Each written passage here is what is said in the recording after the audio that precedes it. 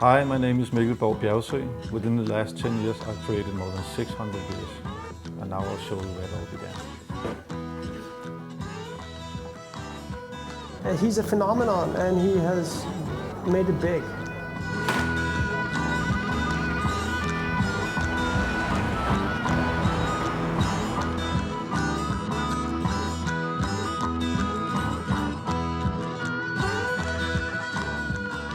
I became a teacher about 10 years ago, and after school, after teaching, I went to some bars in Copenhagen, especially one bar called Plan B, where I tasted some different beers from new Danish breweries, and particularly one of them called Bryghouse IPA.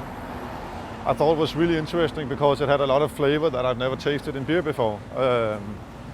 And then I thought after a little while, I thought it would be fun to try and brew those beers myself. When I started brewing in my kitchen, it was actually with one of my really good friends, Christian, that I've known since I was 14 years old. I used to be a distance runner and he was a runner as well. And we got together and started experimenting together. And what we did from the beginning was that we, as I said, we chose one beer and then we tried to clone it. And then the actual brewing, the best part is tasting the beer. Having an idea in your head and knowing three months later you'll be able to taste that idea. And it's always, even though I've tasted so many of my own beers and so many times I've tried this, it's always exciting. I get inspired from a lot of different people and from a lot of different things. And I also talk to a lot of different people in brewing and in the restaurant world that gives me ideas just from what they say and what they think. So it's something that, I used to say that I always made the recipes in the shower in the morning because that's when I have time to actually think, which sometimes during the day I have a lot to do. So it's hard to sit down and think about a recipe because it takes time. But yeah, it's an ongoing development, one recipe, and it can take a long time, and then sometimes I can make one in 5 minutes if I have to. Actually, we're going down to, we have this place down here where we do our test brews. It's Mikkeller back to basics. It's from when we started, or even before we actually started. Hvad så, Thomas? Nå, hey, hvad så? Hej så. Hvad er der gang i? Barley wine. Lidt mere skud. Du kunne da godt have haft lidt mere i den dreng der. Kunne du ikke det? Det kunne jeg sgu ikke, du. Og så er du i gang med at koge, mand. Okay, so here we are at our little lab brewery. This is Thomas, who is brewing for us. This is actually the kit that I brewed on as a home brewer. I use this exact kit. This is a new beer that we are testing, which is actually an IPA, like the first one I did. A lot of hops, American style IPA, but then we have licorice in it, which I've never heard about a licorice IPA before. Normally when you use licorice, it's in a dark beer because it suits the black malts. But we thought it would be really good with a lot of hops, and it actually is really, really good. Maybe a little more licorice. It seems to be fading a little bit. Mikkel used to say that he don't want to spend money on advertising, and which I think is a very good idea because advertising is mainly just plain stupid. I mean, they want to tell you will get extremely slim by using this shampoo or some stupid things like that. So, but in a way, so we've never done any some traditional advertising, but we've done some funny videos that we put online. You see the old man comes and then comes the thief and say, "Wow, I'm about to steal a lot of beers. Hello, meet Nick." And it's like, like we really had to send a message at that time, don't fuck around.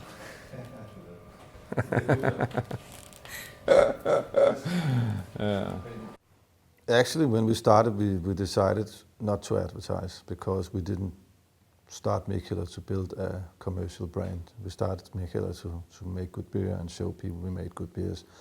And if your reason to do something is because you wanna show that you can do good with it, you want people to find you and not go out and find people, because you can't force people to think that beer is good and that our beer is interesting. They have to discover that themselves.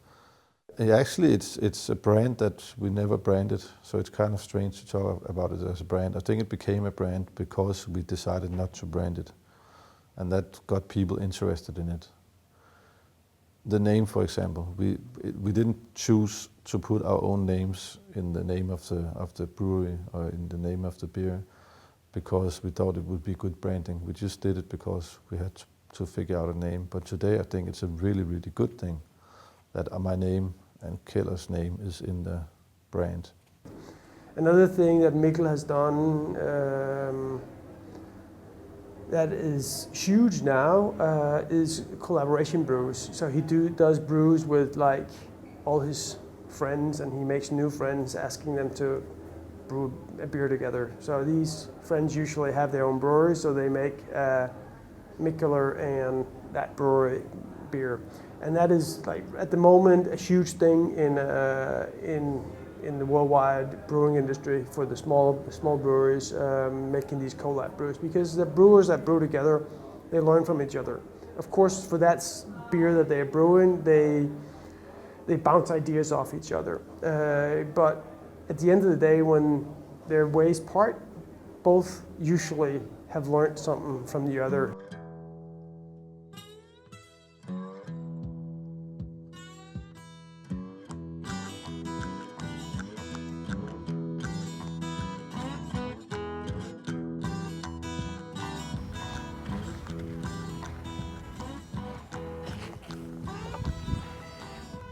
Actually, the same year as I started homebrewing in 2003, I got my first real job, like full-time job as a school teacher. So I did teaching on this school I taught physics and chemistry and math,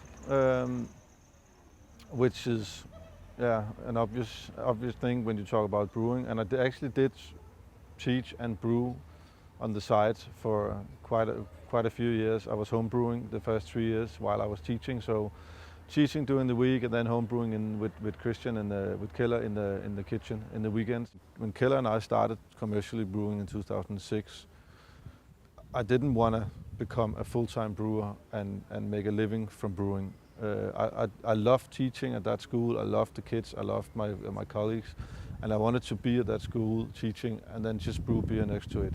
I also at that time met two students, two guys, Joha and Tobias, who showed a really big interest in the brewing and in what I was doing. They asked me a lot of questions, and we actually started brewing in the kitchen of the school at night. We had a school kitchen like all other schools where they made food, but when the school was closed at 5 o'clock, we went in there and then we started brewing our own beers.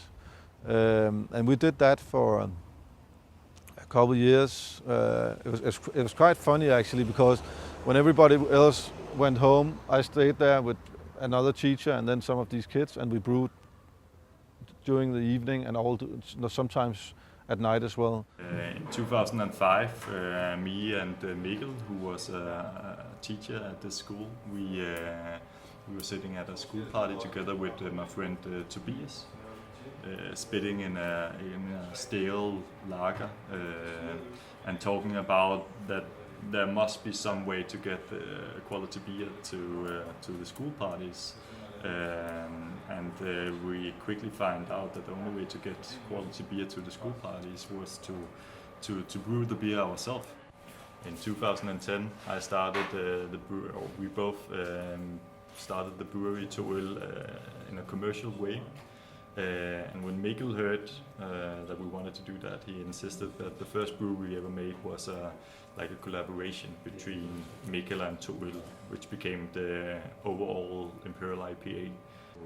Mikkel was our teacher at school, but also our teacher at getting started in the beer business. Er det fylder, Peter? Nej, det er fylder. You know, chat roulette?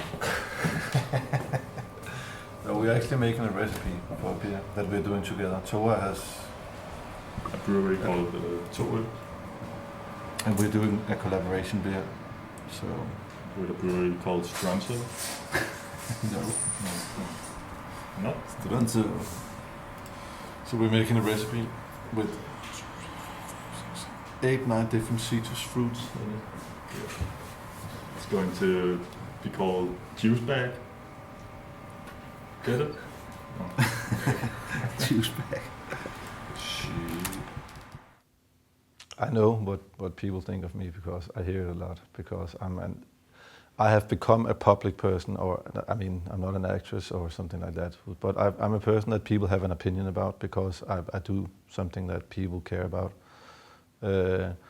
And I hear a lot that people, first of all, people think I'm arrogant, which I think is completely wrong. And I understand why they say that. It's because I'm not very outgoing, and I like to keep things to myself, which means that I'm not easy to meet and not easy to get to know. It might be good for the company if I was more outgoing, but again, I want to be myself.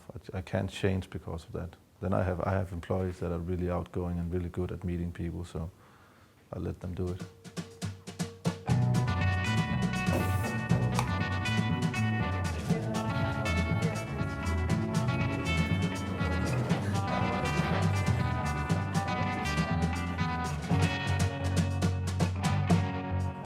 Just run dry. I give you 29, just change the cake.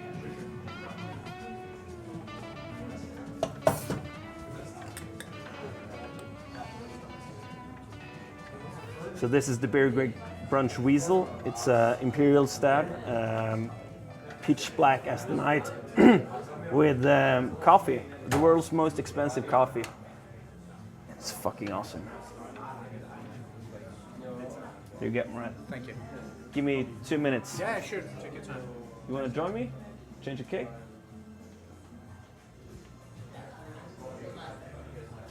So now we need a new beer. A Pilsner. So now we take another one of my favorites. This is the part owners of this bar, the Tool. This is the Raid beer. It's also American style, pretty hoppy Pilsner.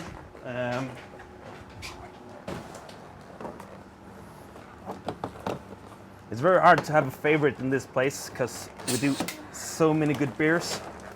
And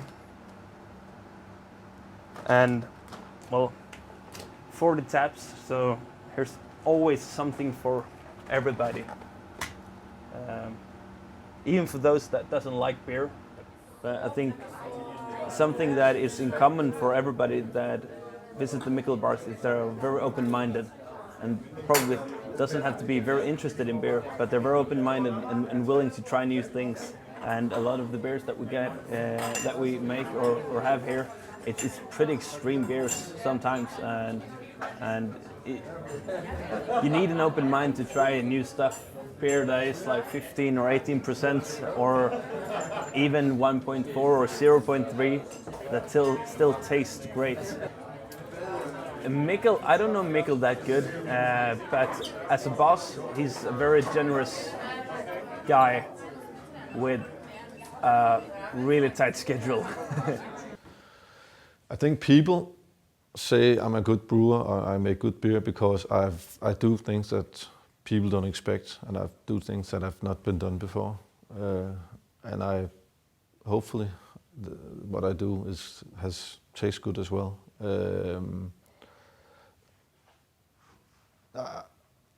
And I think I test new areas of brewing that has not been done before. I don't say I'm the only one, but I'm one of the ones that has done most new, that has explored most new areas in the beer world within the last couple of years, I think. The beers are exciting, I hope, because it's like a box of chocolate. No, you never know what you're gonna get. And we have so many different kinds and different flavors and different ingredients, and they change people's view and opinion about beer, which I think is important. If you know I'm gonna buy this brown ale and I know exactly what it's going to taste like, even though I've never tasted it before, which you know with most beers in the world. Why would you buy another beer from that brewery? Every time I make a new beer, people don't know what they will get, I hope. When Mikkeller started, high-end gastronomy was all about wines. They didn't drink, they didn't serve beers, they didn't care about beers at all. And that's one of the things that I wanted to change. I wanted the good restaurants to understand that you have a very wide variety of beers and flavors and aromas, and you can do a lot with beer and you can do as much with beer as you can with wine. So I wanted to work with good restaurants, and today we have worked with the best restaurants in Denmark.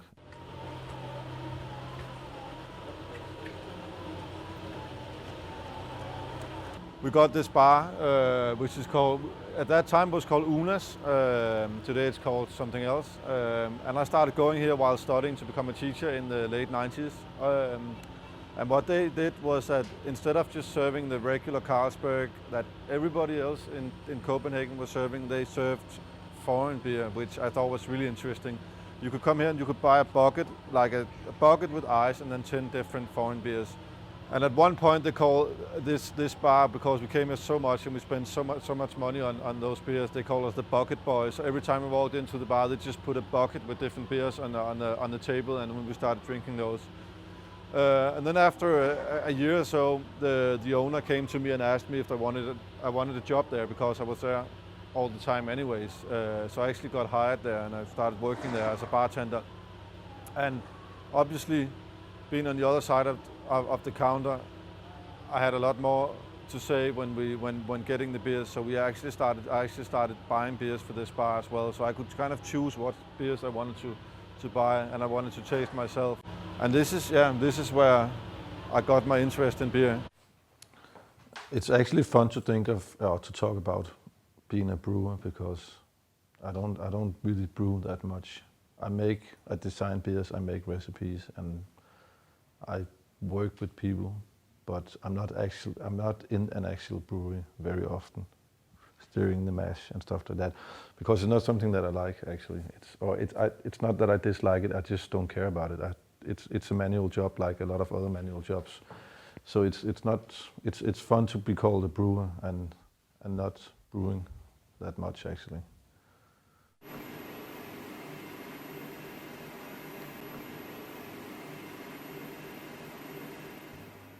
The interesting thing about Mikkeller is that he's a so-called gypsy brewer. That means he does not have a physical brewery.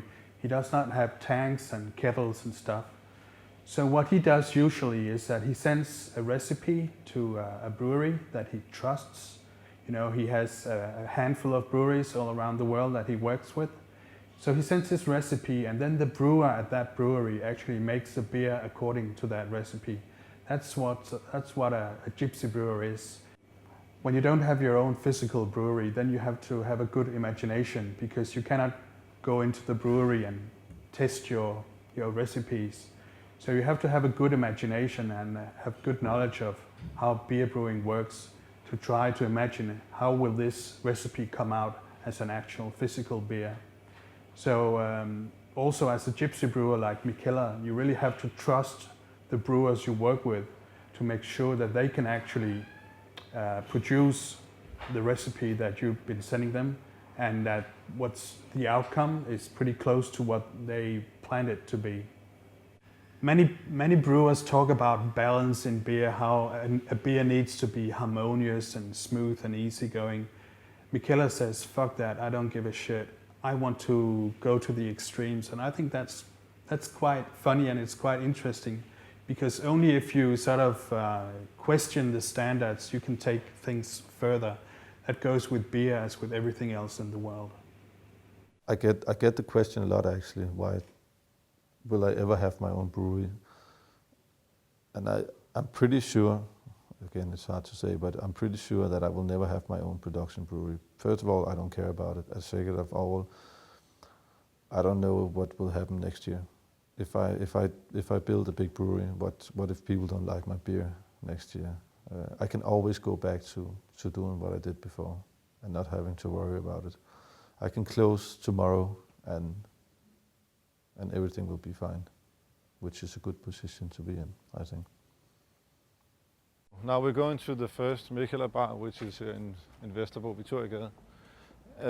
We opened this bar in May 2010 because we don't have a brewery and we didn't have a place to present to people when they visited Copenhagen. So I wanted to make a place where I could present my beers in the best possible way, completely uncompromising. I think at the opening we had about 2,000 people showing up from all over the world just to come to the opening, and Danish news actually covered it on TV. So it's been a fun experience. When I make beer, I don't make beer to sell it. I make beer to make it good, and therefore I don't compromise with anything. I would never compromise with the ingredients or with ways of brewing it or with ways of putting it in bottles or packaging it. It's my beers and everything I do. I want to do the best possible. And if people like that, they will buy it, and if they don't, they won't buy it, which is fine with me as well. I would never make something knowing that I could do it better. Går det godt?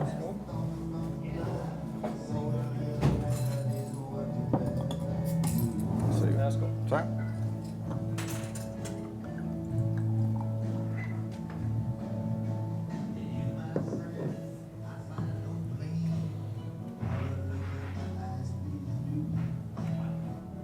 Let's go.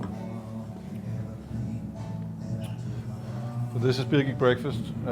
It's actually the beer that got us famous back then in 2006. It's a beer that I brewed, or Christian and I brewed as home brewers in the kitchen. And this Beer Geek Breakfast actually got rated the best beer the best stout in the world in 2005. So we obviously got a crazy amount of attention from that. 2 home brewers doing the stout in the kitchen, and then it was the best stout in the world according to the biggest rate site in the world. We had 6 American importers contacting us asking for our beers just because of this one beer.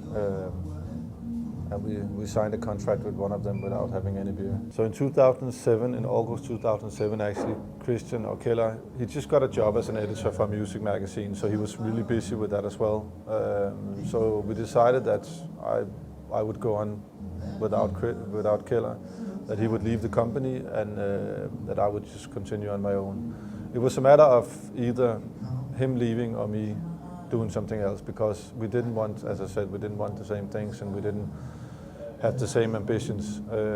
So he left August 2007, and for me it just gave me a freedom to do whatever I wanted. But today I'm really, really happy that he's not in the brewery actually, because I think it would have limited where we are today.